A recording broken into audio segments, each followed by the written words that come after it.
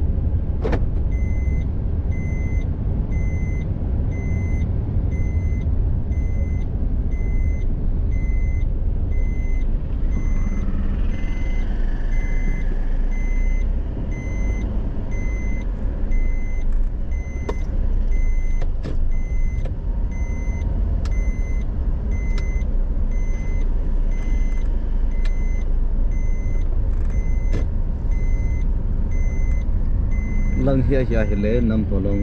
atio nam polong bazar lang song heting hiin de kan hawan ke ka mai se tai ta lam piong chon nom tai na chang kang tho tai. Let's go. Okay auto ho choi dis petrol auto hai no mo choi to wa hele hu le khang ke hello ni lung dei nu ko ma jong lai to ki lek the hi. Okay lampi hawana no mo tan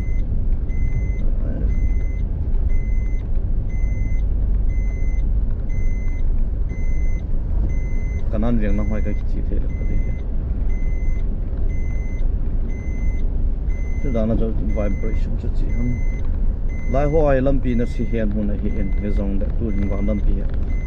anon cho ma jing ta in ji a chu a jium ta poye lampi ba cha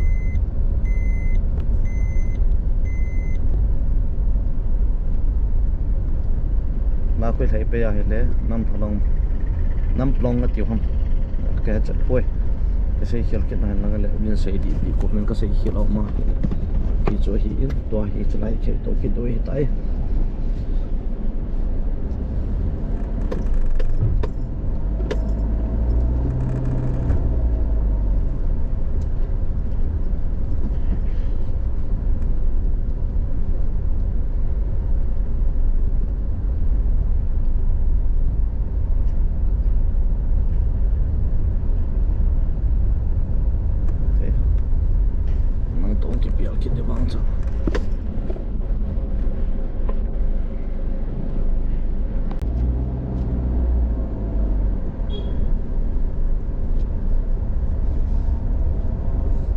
lang la dong ka ki chi ji a ka confuse ka chi jing ji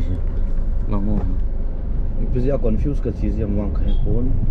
a hin la lampi hi pai chom veng la pa lut lai pa hello thing ala hoi lang ta building bazar zu na lang cha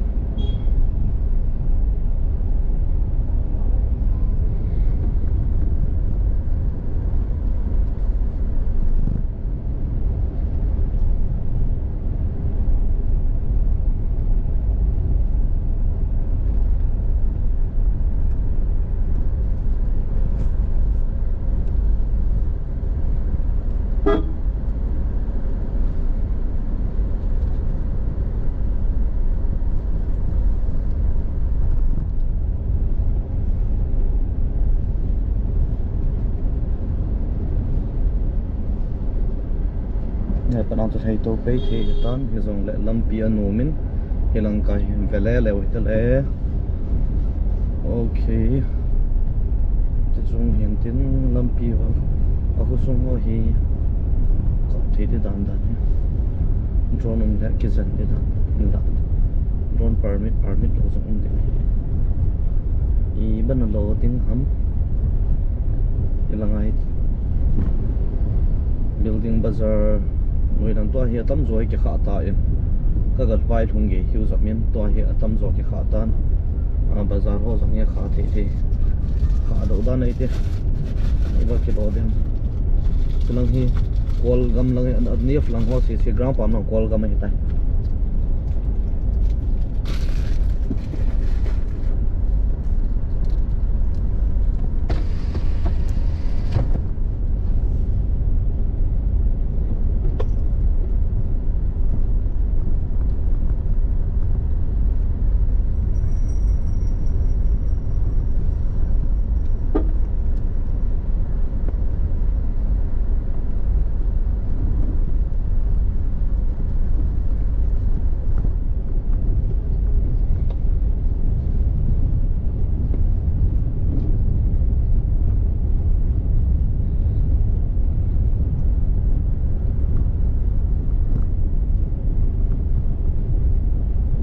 filter IS IPS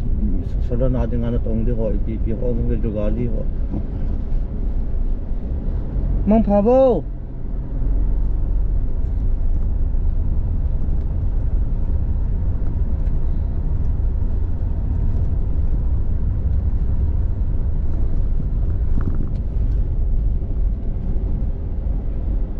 kaya nga first time in Katsina